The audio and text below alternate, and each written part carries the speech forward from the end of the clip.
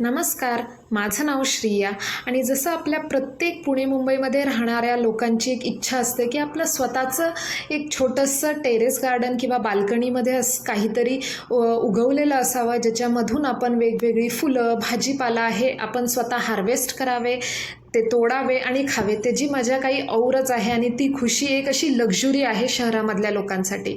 तर तेच डोक्यात ठेवून आम्ही अशा 3 वर्मी कंपोस्टच्या बॅग्स लावलेल्या आहेत, ज्याच्यामध्ये माती चढवलेली आहे आणि थोडासा उशीर झाल्यामुळे पावसाळ्यानंतर त्याच्यामुळे ही माती ही खडक होती जिथून आणली तिथून. मग त्याला भुसभुशीत करण्यासाठी आम्ही त्याच्यामध्ये कोकोपीट आणि शेणखत असं स्प्रेड करून घेतलं.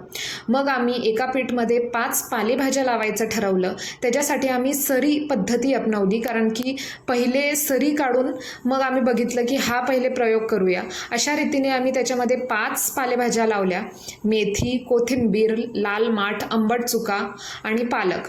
तर ह्या लावून झालेल्या होत्या आणि मग त्याच्यामध्ये आम्ही पार्टिशन्स करून फायनली त्याच्यावर मग अशी ऑर्गॅनिक खाद स्प्रेड केली, कारण की केमिकलचं नाही खायचं आहे म्हणून घरी उगवतो आहे, तर ऑर्गॅनिकच वर्मी कंपोस्ट विथ मायक्रोन्यूट्रियंट्सवाली खाद मिसळलेली आहे. तर बघूया आता ह्याच्या पार्ट 2साठी माझ्याशी जोडले राहा आणि थँक्यू.